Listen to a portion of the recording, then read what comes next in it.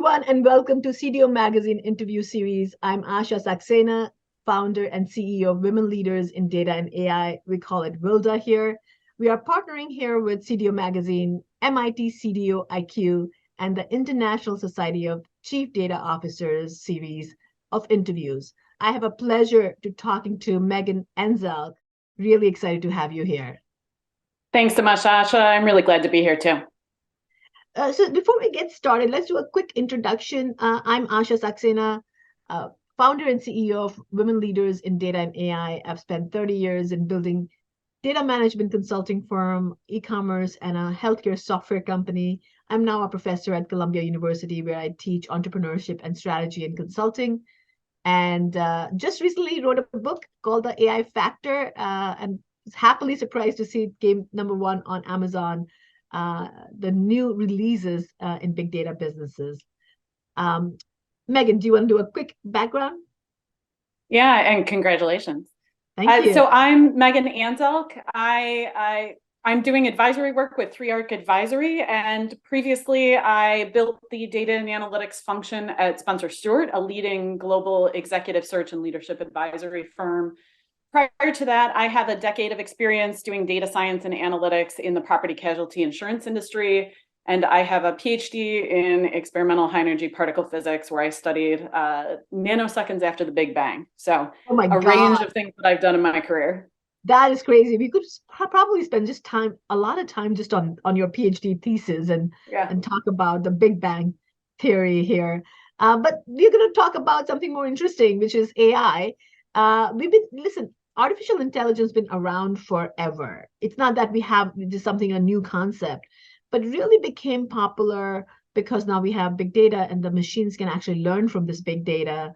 And if you just simplify it, if you say data science could be a part of it, machine learning, deep learning, all those encompasses or enable artificial intelligence machines to become act more like human intelligence, where they can predict. So Meghan, before we get started, what do you see? How do you see artificial intelligence, and how you have probably in your past jobs worked with artificial intelligence?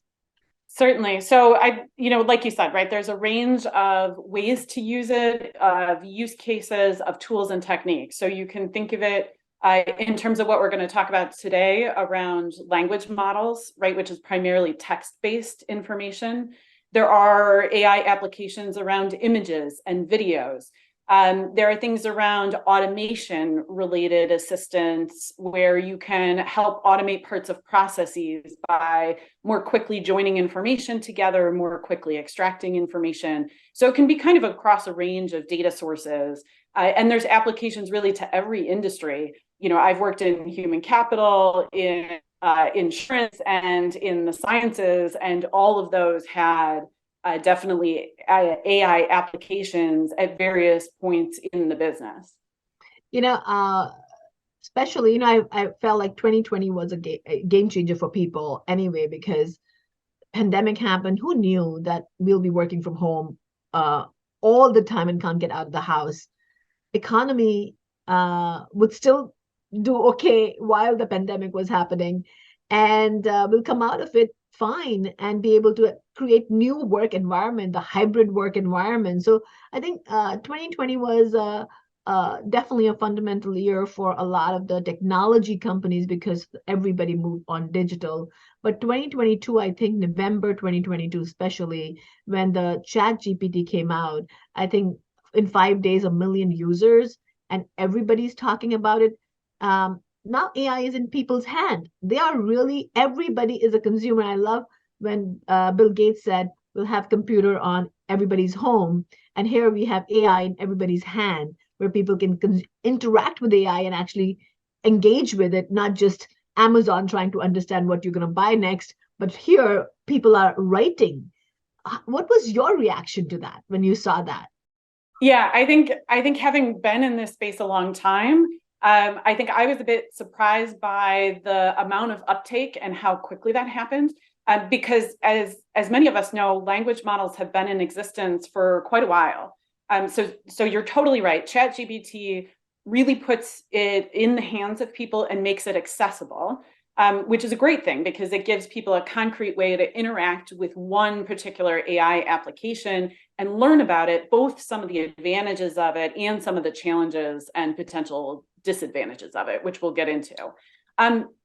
Large language models have been around for a while. So you can think of things like the autocomplete in Outlook and Gmail when you're typing an email. Right. Those have been around for 5 years or so. You can think about things like Siri and Alexa, where they're responding to a question that you're asking or a request that you're making, and that information comes back in language generated form, right, in full sentences. Those capabilities have been around for about a decade or a little bit longer. And organizations have utilized natural language generation for a while in some different applications. So one example of that is a company called Narrative Science.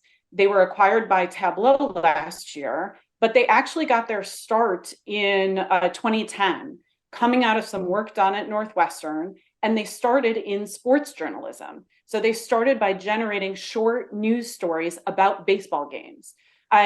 Fully automated, no human intervention, right? Full language generation. And that's obviously a much narrower application, right? And so you can see the evolution of some of these things that over time, the use cases get broader, the kinds of ways you can use them expands. But the core capability is, right, this isn't brand new. It's brand new to lots of people, but underneath it and behind it is a long history of work from a number of organizations to really bring these capabilities to the forefront. I really enjoyed having this conversation. Thank you so much for joining today. Please visit CDO Magazine.tech for any additional interviews. There are tons of great content on CDO Magazine website, so make sure that you can touch upon that. And if you're interested in learning about women leaders in data and AI, just a great organization with a mission.